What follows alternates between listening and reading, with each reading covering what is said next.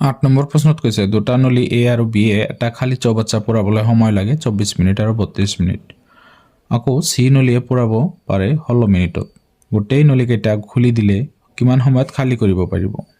অৰ্থাৎ ইয়াত আমাৰ প্ৰেছাৰৰ কথা কোৱা নাই, তলফালে যিটো প্ৰেছাৰ থাকে পানীৰ সেইটোৰ কথা কোৱা নাই। গতিকে যিমান সময় লাগিব আমাৰ পুৰা কৰোঁতে সিমান সময় খালী কৰোঁতেও লাগিব। তো ইয়াতে আমাৰ কি আছে? তো ইয়াত এটা চৌবাচ্চা পুৰাবলৈ এৰ সময় লাগে 24 মিনিট। therefore 1 মিনিটত পুৰা কৰিব, 1 মিনিটত পুৰাব 1/24 অংশ। ঠিক এইটো আমাৰ ইয়াতে বি এ 1 মিনিটত পুৰাব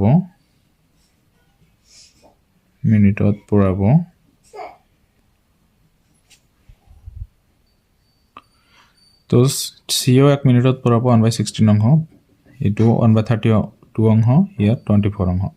এতিয়া গোটেইকেইটা নলী যদি আমি একেলগ কৰি দিওঁ তেতিয়াহ'লে কিমান সময়ত কি পুৰাব? A plus B plus C এ 1 মিনিটত খালী কৰে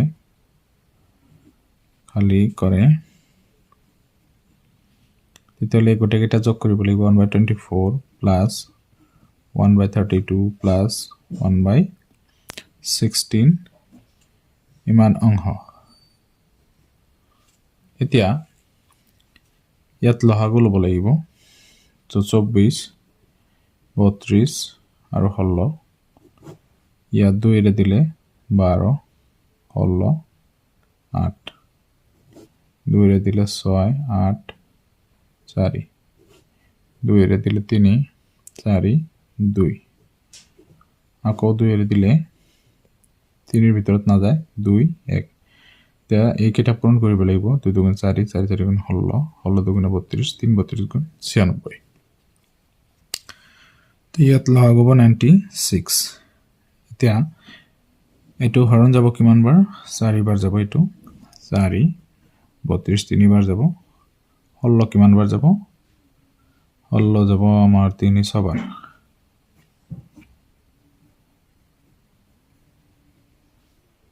তো 4 3 7 7 আৰু 6 13 তলত 96 ইমান অংশ খালী কৰিব 1 মিনিটত।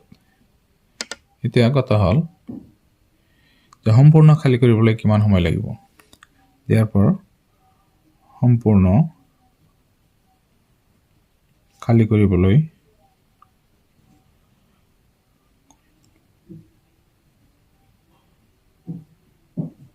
নলী তিনিটাৰ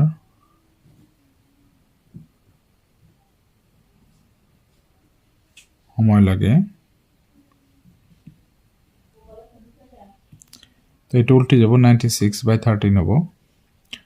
এতিয়া 13 96 ভিতৰত 7 বাৰ হৰণ যাব, তো 7 আৰু 91 হয়, তো 5/13 ইয়াতে থাকিব, ইমান মিনিট সময় লাগিব। ইয়াত 7 সমস্ত 13 ভাগৰ 5 মিনিট সময় লাগিব। 9 নম্বৰ প্ৰশ্নটোত কৈছে এ বি আৰু চি এ একেলগে এটা কাম 6 দিনত সম্পূৰ্ণ কৰিব পাৰে। যদি এ আৰু বি এ একেলগে একেটা কাম 10 দিনত কৰিব পাৰে তেন্তে চি এ অকলে কিমান দিনত কামটো সম্পূৰ্ণ কৰিব পাৰিব? তো মই লিখিছোঁ A plus B plus C, অৰ্থাৎ তিনিজনে একেলগে এটা কাম কৰে 6 দিনত। এতেকে তিনিজনে 1 দিনত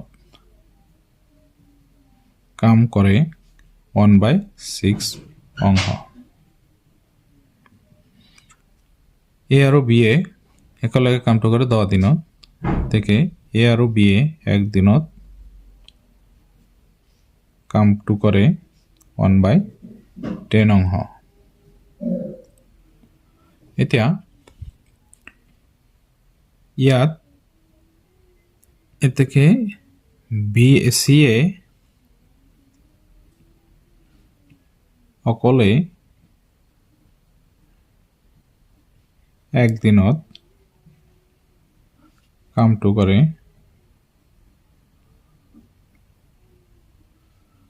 10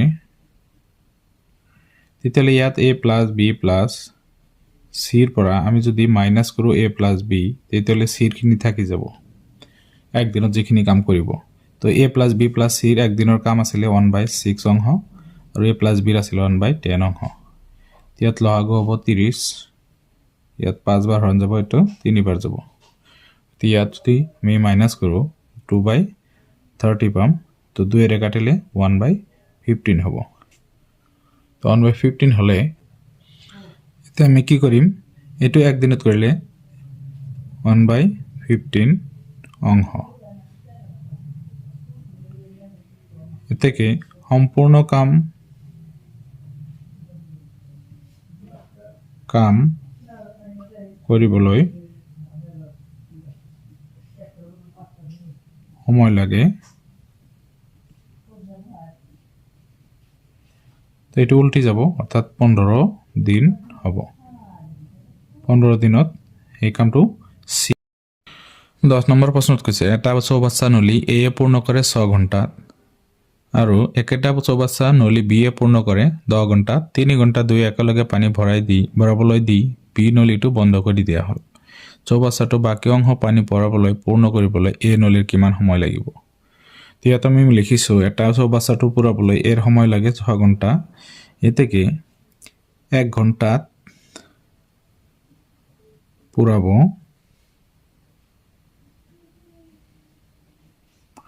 1/6 অংশ অর্থাৎ এ 1 ঘন্টাত পুরাবো 1/6 অংশ এতে বির সময় লাগে 10 ঘন্টা তো বি এ 1 ঘন্টাত পুরাবো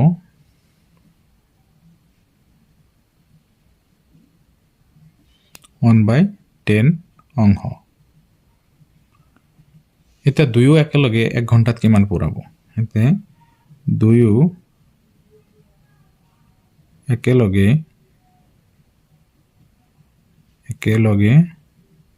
1 ঘন্টাত পুরাবো 1/6 প্লাস 1/10 অংশ তো ইয়াত হব 30 লহাগু তো 5 বার যোগ 3 বার যাব তো 8/30 অংশ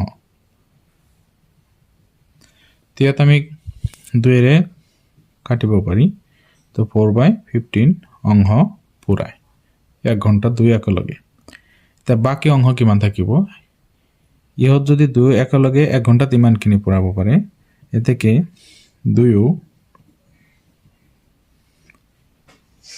3 ঘন্টাত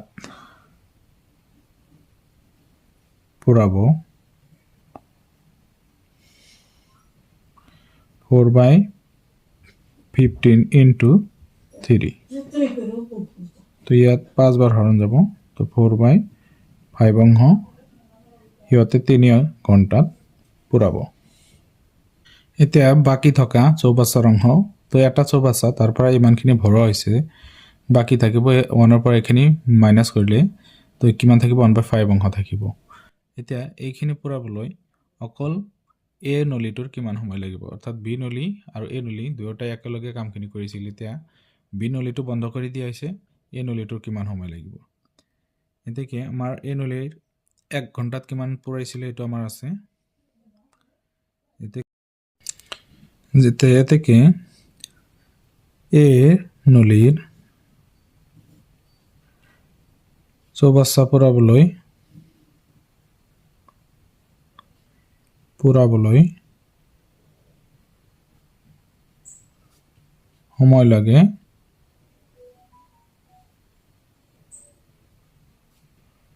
6 ঘন্টা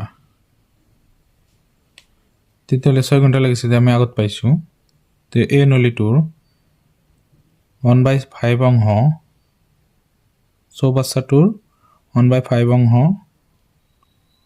পুৰাবলৈ সময় লাগে 6 into 1/5 ঘন্টা এতিয়া ইয়াত কিব 6/5 ঘন্টা তো ইয়াত 5 এবাৰ হৰণ যাব আৰু 1 বাছে তলত 5 ইমান ঘন্টা সময় লাগিব এটা আমি মিনিটতো প্ৰকাশ কৰিব পাৰো নাইবা এনেকুৱা থাকিলেও হ'ব গতিকে সমস্ত 5 ভাগৰ 1 ঘন্টা সময় লাগিব এই নলীৰ বাকী অংশ থকাখিনি পূৰাবলৈ। এতিয়া এইখিনি আছিলে সমাধান।